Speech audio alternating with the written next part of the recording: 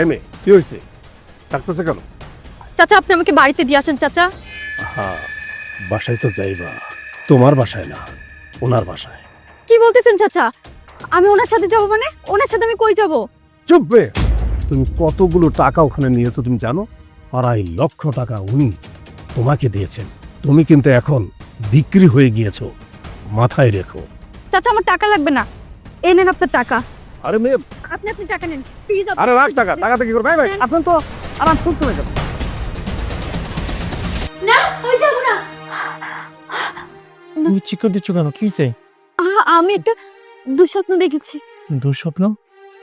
তো আল্লাহ, গরু পানি খাও। কি দুঃস্বপ্ন দেখেছো? আমি স্বপ্ন দেখলাম আমাকে কিছু লোক বিক্রি করে দিচ্ছে 2.5 লক্ষ টাকার বিনিময়ে। তুমি ভয় পেও না, শান্ত হও। আল্লাহ যাকে বেশি ভালোবাসে তাকে স্বপ্নের মাধ্যমে সতর্ক করে দেয়।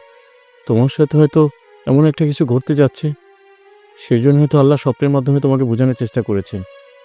আর আমাদের সমাজে তো এমনটা ঘটছে। অসংখ্য নারী লোভে পড়ে কত বড় বিপদই না পড়ছে। একটা কথা মনে রাখবে, কখনো কোনো বিষয় নিয়ে লোভ করবে না। ঠিক আছে।